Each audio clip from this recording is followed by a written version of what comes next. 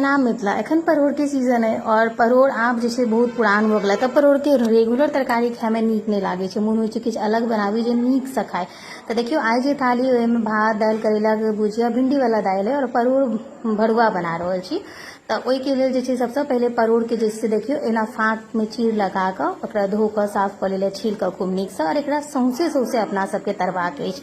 करेला के भरुआ तो बहुत खेने आब, लेकिन परोड़ के भरुआ बहुत कम लोग बनाबै छथिन और खाइ छथिन। लेकिन एहि तरीका से अहाँ बनेबै तऽ अहाँके घर में परोड़ जे नहियो खाइए सेहो खाए लागत। सबटा परोड़ के खूब नीक से एहि तरीका से तरह के अपना सबके लाल कऽ के परोड़ के पहले तैर कऽ सबटा अपना सब एकरा हटा लेब। आइ के थाली में हम दू रंग के परोड़ देखाएब, एकटा परोड़ भरुआ और एकटा परोड़ भरुआ के तरकारी। तो पहले सबसे पहले सबटा के निकालि लै छी और ई जे तरकारी बनऽ वाला है ओकरा भात अहाँ रोटी जे चाहे चीज से खा सकै छी। तो देखियो ओकर बाद एकटा पैन में ओही में जे बचल तेल ताहिमे कनि जीर, तकर बाद में जे छै से काटल प्याज पीसल नहीं लेबऽ के छै, ठीक छै, एहिमे काटल प्याज के टेस्ट नीक आबै छै। तकर बाद में अदरक लहसुन के पेस्ट से कनि धऽ कऽ ओकरा अपना सब भुजबै। एहिमे मसाला रेगुलर ही रहतै, बस स्टाइल कनि अलग रहै छै तो ओहि दुआरे। तकर बाद जहन ई सब सबटा लाल भऽ जेतै तहन एहिमे टमाटर प्यूरी, टमाटर के पीस कऽ देबाक छै तो ओकर टेस्ट नीक आबै छै। तकर बाद हल्दी बुक्की, मिर्ची बुक्की, नून और ओहिके बाद में जे छै से कनि धनिया पाउडर, ई सब देला के बाद में छै धनिया पाउडर से धऽ कऽ खूब नीक से अपना सबके भुजबाक अइ। जहन ई मसाला सब अपना सबके लागत कि खूब नीक से भुजा गेलै तो मतलब कनि ललगर कऽ कऽ जेना मसाला भूजै छियै तो ओकरा जे छै से सबटा चीज प्रोसेस अपना सब कनि मतलब मीडियम आँच पर करबै, तहन कनि कश्मीरी लाल मिर्च धऽ दै छै।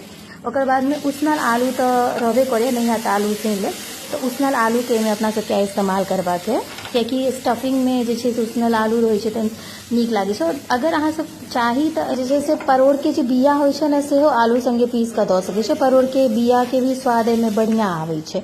लेकिन हमरा घर पर परोड़ बिया नहीं पसंद छै तो हम सिर्फ आलू दऽ रहल छी। बस एकरा खूब लाल कऽ कऽ भूजि लेबै, तकर बाद जहन भुजा जेतै तहन एकरा उतारि कऽ कनि ठंडा हुअ देबै जैसे कि स्टफिंग भरऽ में आसानी हुए, तहन सबटा चीज के परोड़ में आसानी से अपना सब भरि लेबै। देखियो एहि तरीका से परोड़ तरले छै, सीधे छै, तो आब अपना सबके काज आसान भऽ गेल।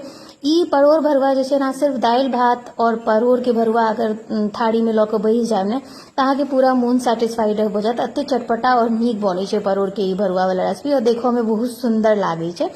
तो ताहि दुआरे तो देखियो ई तैयार भऽ गेल। आब सेम हम अहाँके जहन परोड़ भरुआ बनि कऽ थाली तैयार भऽ गेल तो वएह भरुआ से अहाँके एकटा और रेसिपी बताबै छी। ओहि लेल रेगुलर मसाला नमक हल्दी मिर्ची बुक्की धनिया ओ चाही, तकर बाद प्याज टमाटर के पेस्ट जे अहाँ सब देखल मिक्सर ग्राइंडर में, ई रेगुलर मसाला छै। हींग आ भरुआ वाला परोड़ के रखने छी, ओकर बाद जीर हींग के फोरन दऽ कऽ प्याज टमाटर के जे पेस्ट छै से दऽ देबै, प्याज टमाटर लहसुन। तकर बाद ई जे मसाला देखल है ऊपर से ओहि मसाला में छला हल्दी गुड़ा धनिया गुड़ा मिर्ची पाउडर और नमक स्वाद अनुसार, सबटा के घोरि के रखने छी। हम कहियो काल के घोरि के मसाला सेहो राखै छी, ओकर फ्लेवर और नीक आबै छै। जहन मसाला सबटा भुजा जायत तऽ अहाँ एहिमे 1 कटोरी के बराबर पानि दऽ कऽ खौला लेब। जहन झोर खौल जेतै तहन एहिमे भरुआ परोड़ जे छै से बस ऊपर से खसा देबै, ओकरा हिलाबऽ डोलाबऽ के नहीं है।